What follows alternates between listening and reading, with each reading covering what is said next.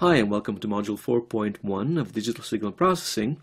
In this module we will talk about Fourier analysis, first from an intuitive point of view, introducing the concept of the frequency domain. We will see then that we can leverage the concept of Hilbert space and change of basis in a vector space to explain Fourier analysis as a change of basis in the space of finite length signals. And to this end, we will look in more detail at the Fourier basis for the space of finite length sequences. In a nutshell, the goal of Fourier analysis and signal processing is to be able to express a signal in terms of basic sinusoidal components, in terms of sines and cosines. Now, before we tackle the mathematical details of such a transformation, it is important to ask ourselves why we choose sinusoidal components as the building blocks of our transform. Now remember that the signal is, as we said, the description of a physical phenomenon evolving in time. It turns out that oscillations are really the fundamental pulse of nature, so to speak. These are some examples. If you think about your heart beating, you see that it has a periodic pattern that repeats. A train, for instance, would have an engine that makes wheels turn in a circular motion. Waves are another example of periodic ebb and flow that can be modeled in a sinusoidal fashion. And of course, musical instruments generate sound by vibrating at a certain fundamental frequency. It turns out that any sustainable dynamic system exhibits an oscillatory behavior. Intuitively, it's rather easy to see that things that don't move in circles will sooner or later hit a dead end. Take bombs. An explosion is a clearly non-reversible phenomenon. It's impossible to bring the energy back, and so it's something that ends very quickly and very disruptively. Rockets, they burn fuel in a one-directional way and have to be jettisoned after they reach orbit. And human beings evolve, unfortunately, in just one direction towards old age. And it would be nice if we could circle back to infancy, but that's a metaphysical digression that we will not take at this point. Oscillations are very easy to describe and parameterize. Let's take the very simple case of a two-dimensional circular motion. If you have a point on the plane and this point starts moving in circles, you can characterize this motion by taking its period, p, which is the number of seconds it takes for this point to complete a full revolution, or equivalently by its frequency, f, which is just the reciprocal of the period and which indicates how many revolutions per second the point performs. If you put coordinate systems around the center of this oscillation, then you can express the instantaneous coordinates of this point on the plane via the very familiar sine and cosine functions. The abscissa will be simply the cosine of ft, and the ordinate will be the sine of ft, where f is the frequency of the oscillation. So we claim that sinusoids are the building blocks of nature, and indeed, to drive the point home even more effectively, I will remind you that you yourself in your body have two specialized sinusoidal detectors. The cochlea in your inner ear that detects air pressure sinusoids at frequencies from 20 Hz to 20 kHz, and you have rods and cones in your retina, in your eye, that detect electromagnetic sinusoids with frequency from 430 terahertz to 790 terahertz. This is the range of frequencies for light in the visible spectrum. Very briefly, the cochlea is a snail-like structure inside your ear, but if you unroll it, it's like a cone, like this, and along this cone you have hundreds of hair cells, and each hair cell will react to a specific frequency in the sounds that you hear. So in a sense, your cochlea is performing an instantaneous Fourier transform, as we will see shortly, of the sound waves that are hitting your eardrum. In the eye, you have three types of cones. One is sensitive to red, one is sensitive to green, another is sensitive to blue. So three different frequencies in the light spectrum, and different color sensations are given by different amounts of energy captured by the three different types of cones, as processed by the brain. So to go back to our original intuition, it seems that, for instance, humans analyze complex signals in terms of the frequency components. We can build instruments that resonate at given frequencies, musical instruments, tuning forks. So although, as we say, signals seem to be the evolution of a physical phenomenon in time, and very often we describe them as such, there seems to be a different domain, the domain of frequencies, that is just as good for describing physical phenomena as the time domain. So the fundamental question is, can we decompose any signal into sinusoidal elements? The answer is yes, and Fourier showed us how to do it exactly. So from the analysis point of view, what we will do is move from the time domain to the frequency domain. We will decompose a signal into different frequencies that constitute the signal, and by doing so, we will be able to discover hidden signal properties. The converse of this process is going back from the frequency domain to the time domain to synthesize a signal from its frequency components. We can use that to generate signals that have a known frequency content, and we can use that in signal processing to fit signals to specific frequency regions. We will see that in communication systems this is fundamental. Let's start with finite length signals, which are the easiest to handle. We have seen that a finite length signal is simply a vector in Cn. And it turns out the Fourier analysis in this case is simply a change of basis in Cn. Now remember, a change of basis is a change of perspective. And a change of perspective can reveal things. You're looking at things from a different angle. So for example, imagine you have a signal like this. This is a 1024 point signal. And as you look at it in the time domain, yeah, you can see some oscillatory behavior, but it's not really clear what's going on. Well, if we perform an appropriate change of basis, and we will show shortly how to do that, the signal will look like this. So in the Fourier basis, the same signal will have this structure. And it is clear here that we have two very different things going on at the same time.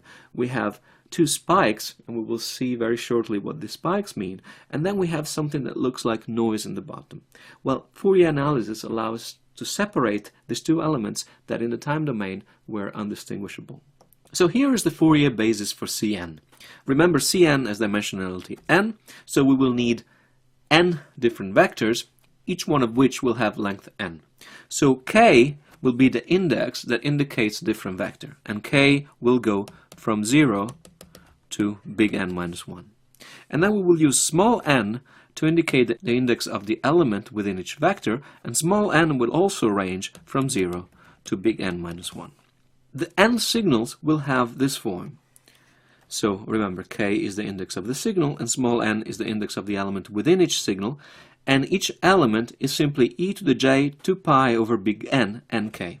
What does that mean? This is a simple complex exponential at a frequency omega, which is 2 pi over big N times k. So the index of the vector, or of the signal, gives you the fundamental frequency of the complex exponential. We claim that this constitutes a set of orthogonal vectors in Cn. We can express the signals in vector notation.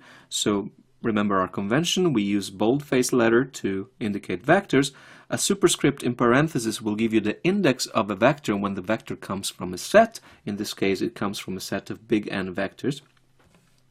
And a subscript will indicate the element within each vector. So again, w of k of n is simply equal to e to the j 2 pi over big N nk. We can quickly get a feeling for what these vectors look like if we remember the complex exponential generating machine that we saw a few modules back. So here, for instance, we show the components of w1, the second vector in our basis, and as we go through the components, so this would be the first component of the vector, it would be equal to 1. The second component would translate the point around the circle by an angle 2 pi over n, and so on and so forth. Remember, w1 of n will be equal to e to the j 2 pi over big N n. So we're going around the circles in increments of 2 pi over big N. Now the second vector in the basis, w2 of n, will be of the form e to the j 2 pi over big N 2n. And so this vector will move in increments of 2 pi over n times 2. So the points for that would actually be these guys, and so on. Okay, so let's look at a concrete example by setting big N equal to 64 and look at the Fourier basis for the space C64. Here we're looking at the real and imaginary components of each basis vector. This if you think of the point moving around in circles in the complex plane, will be the cosine and sine of its subtended angle as the point moves along the circle. So here we have the first vector in the basis, w0, and each component of this vector will be simply e to the j 2 pi over big N 0 times n. And because of the multiplication by 0, the exponent will be always 0, and so this vector is identically equal to 1. Its real component, therefore, is 1 for all indices, and its imaginary component is 0 everywhere. The next vector is w1, and here the fundamental angle of the complex exponential is omega 2 pi over big N. What this means is that the point will complete one full revolution over 64 points, and we can see this in the plots of its real and imaginary components. Here we have a full cosine period for the real part and a full sine period for the imaginary part. The next vector goes twice as fast. Now the fundamental frequency of the complex exponential will be 2 pi over big N times 2, and indeed we have 2 periods of the cosine and 2 periods of the sine in the imaginary part. The next vector is w3, and the fundamental frequency will be 2 pi over big N times 3. So we have 3 periods both in the real and in the imaginary part. By now you understand what's going on. And as we go up with the basis index, the vectors will start moving faster and faster. Because of the discrete nature here, it will be hard at one point to recognize that we have sinusoids. Here, for instance, you have W16 that moves very quickly, but you have to imagine that the movement captures a rotation that goes very fast around the unit circle. Here, for instance, we have only 4 points because the angle of the complex exponential turns out to be 2 pi over 64 times 16, which is equal to pi over 2. And so here the point will move between these 4 points, and if you look at the coordinates in the real and imaginary part, you see exactly this behavior. As we increase the index of our Fourier vector, the underlying frequency increases as well. Now the discrete nature of the vector makes it a little bit hard to understand the sinusoidal shape of the signal, but you can see, for instance, here that we are in the high frequency range because the sign of the samples changes at every step. So the sign alternation is a telltale sign of a high frequency sinusoid. Finally, we reach the highest frequency that the discrete time complex exponential can have. So here it happens for k equal to 32, where our frequency becomes 2 pi over 64 times 32, which is equal to pi. At this point, we will be moving from this position to this position in the complex plane, and this is clearly indicated by the real and imaginary components of the vector, which are alternating plus and minus 1 in the real part and identically 0 in the imaginary part. As we go forward with the index, as we saw in model 2.2, the apparent speed of the point decreases and the direction of the rotation changes from counterclockwise to clockwise. So here, as the index increases from 32 up to 63, we see that the apparent speed of the sinusoid decreases back to 0, but the sign that we're past pi as far as the angular increment at each step is concerned comes from the phase of the imaginary part, which is inverted with respect to the equivalent frequency that we have seen for low values of the index.